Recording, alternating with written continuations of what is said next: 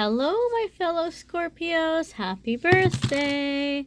We are jumping into your reading for October 29th through November 4th. And we're going to do a general reading, just see what's coming up for the week ahead.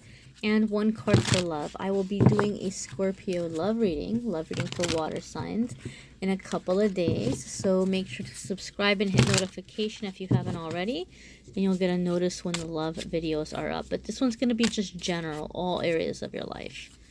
So let's see, Monday, Tuesday for Scorpio for the week ahead. Wednesday, Thursday. There's your Wednesday, Thursday. I don't do reversals. Friday, Saturday, and Sunday. Alright, there's your Friday, Saturday, and Sunday. And then, my dears, let's do love. There's your love card. There's your love card. Alright, your Monday, Tuesday for Scorpio is the Emperor. Now, this came up for a few of the other signs, and you saw me shuffle, but it kept coming up here. And I want to say it came up for Cancer and for Libra. For sure Libra, Cancer may have been another one. So some of you are maybe Scorpios dealing with a Libra or a Cancer, or you have either of those in your birth chart, in your moon sign, or in your rising sign, or in your Venus somewhere, where it's really like, this is really a heavy kind of like, really, this card, you're really feeling this card in the beginning of the week. Some of you Scorpios may not be feeling it as much as others. Now, the Emperor could mean a few different things. Some of you are revisiting some kind of relationship with your father, whether your father is living or not, whether your father is in your life or not. Some of you may just kind of be having memories or just things that kind of have bugged you about your dad that you're waiting to work out, or maybe things that you feel bad about between you and your dad that you're like forgiving yourself for, or you're letting go, or you're releasing. Another meaning of the Emperor card is it could be somebody like a romantic partner or soulmate who's triggering daddy issues, or it could be like nothing to do with daddy issues. You may be dealing with somebody who's a little hard-headed, somebody who's had a lot of experience in life. They know what they're talking about, so they're always going to have rules for you and things that they want you to do, but rules don't apply to them. Like, you have to be on your best behavior, but they're going to do whatever they want to do. And it could be a very, very passionate connection with the Emperor. Super passionate connection. Lots of fire, lots of connection, lots of love even. Like, really loving connection. But the Emperor doesn't want the traditional relationship. The Emperor doesn't want to be married. The Emperor doesn't want to live with anybody. The Emperor is the ruler of his own empire, and he doesn't need anybody to do it. And he needs a lot of alone time. He needs a lot of space. So some of you are having this struggle with a relationship where you feel like, man, I really feel like this is my soulmate. I really feel like this is the person for me, but they don't seem to want what I want. And so you might be like, well, I know that they love me, but you might be having to make a decision here on if you're going to stay, with this person or not. Some of you are becoming the Emperor, and you're feeling like you want alone space. Maybe some of you like were really, really hung up for the longest time about, oh, I want to get married, I want to have a family. And maybe now you're kind of in this place where you're like, you know what? I want to have a partner. I want to have love in my life, but I maybe don't want to have kids, and I maybe don't want to have like, the white picket fence and, like get married and all of that stuff. So some of you are dealing with like a decision like that in that way. And some of you are just coming into your assertiveness, like your seat of power, like just being a boss, taking charge, believing in yourself, to where like even if people don't agree with you, or even if people think you don't know what you're talking about, you're not even fazed by it because you're like, it's okay, I know I'm right. So general reading, this card is going to apply in different ways to different ones of us. You may need a private reading, which I'm more than happy to do. Reach out and let me know if that's the case. Your midweek is here. This is going to be Wednesday, Thursday, Queen of Pentacles. So some of you Scorpios may have Earth in your chart. I know I do. This is typically, I associate her with Taurus, although it could be any Earth sign, because Queen of Pentacles is basically somebody who is very, and typically, not always it's a woman, but typically it kind of will represent or symbolize a woman who is successful in her right, a successful businesswoman. It could be somebody even who is self-employed. But Queen of Pentacles is very concerned about having a sense of home and having a sense of ownership. Not in a controlled, jerky kind of way, but just kind of like order and being very grounded, being very rooted, and being able to like feel comfortable in where she is. So for some of you, work is going to be going good. Maybe for some of you, or you're beginning to feel more comfortable in the work that you're doing, or you're not as worried about them getting rid of you, or you're not as worried about like feeling insecure. You may be getting settled in. For some of you who are having a hard time and you're really stressed about work, it might help if you can, depending on where you work, if you're allowed to take in things from home, it might help to take in something from home and put there on your desk that maybe feels very comforting for you, or gives you a sense of like, this is my space, and I'm okay here, and I'm grounding myself here, I'm rooting myself here. That can help sometimes for some people. Another meaning of this card could be that you need to begin paying attention to your home, okay?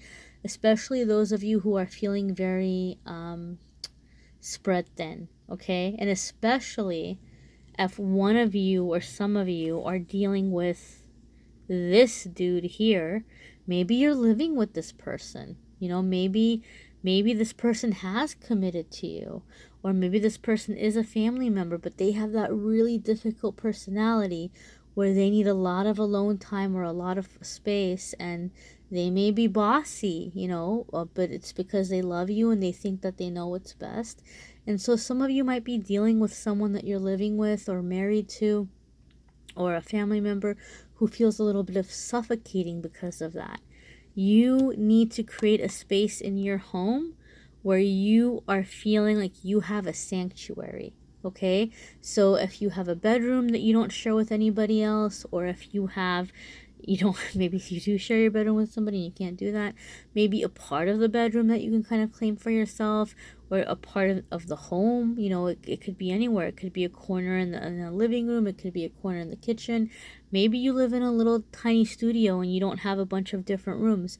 That's okay too. Just find some corner somewhere where you can designate as your sanctuary, where you can go and sit, and this is a place that where I sit. When I sit, I can relax and I can connect to God, and put whatever you can there so that that resonates with you, whether it's you know, a couple of crystals, or a candle, or a little, I don't know, it could be something, it could be an animal that you really resonate with that's comforting for you, butterflies, birds, owls, you know, bears, I don't know, whatever just kind of is a comforting thing to you, or that you have a resonance with. You can go to the dollar store and pick something up. You know, you don't have to spend a lot of time or a lot of money. You could just take a piece of paper and write down a word: love, hope, safety, whatever it is, and just put that up there in your little corner. You don't have to put a lot of time into it.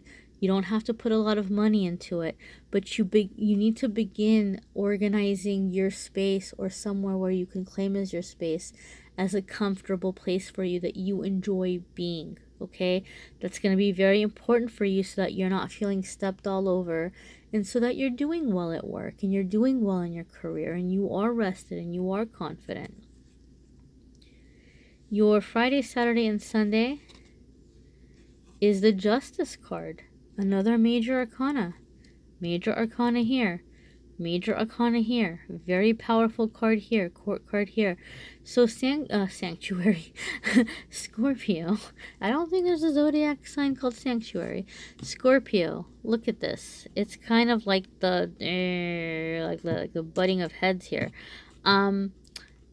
You may be dealing with somebody very, very important in your life who you really do love, and you don't want to cross them, you don't want to upset them, but they're difficult and they're a little bit suffocating in some way. And then so here is the Justice card, which is a major arcana card, which is letting you know that this person, as much as you may have a love-hate relationship with them or whatever it might be, this is a soulmate. This is a karmic soulmate situation. And this person has come into your life to help you balance your assertiveness, okay, and your compassion and your understanding. So you're going to have to kind of look at this person and understand that they mean well. You're going to understand or have to understand their love language, how they show love, how they express love. And then you're going to have to be assertive and set boundaries, but look for fairness. You have a contract with this person, so you're probably not going to be able to run away from them anytime soon. Your love card is Four of Wands. This is celebration. This is maybe getting out together with friends and having a good time. And those of you who are single, you may be meeting somebody new. For those of you who are with somebody or in a relationship, it could be, this isn't typically a card about eloping, but for some reason I'm hearing eloping. Maybe some of you are coming up on a anniversary or something, or you're just kind of getting some kind of whim, catching some kind of whim, and I think some of you maybe are running off and getting married, kind of surprising other people. Other ones of you who are in a relationship, it could just be getting more of a foundation, because it's the Four Wands foundation, bringing laughter, fun, joy, a balance into the home. So some of you are really taking a house or an apartment and really making it feel like home, or bringing love into it, or maybe getting situated or settled in together.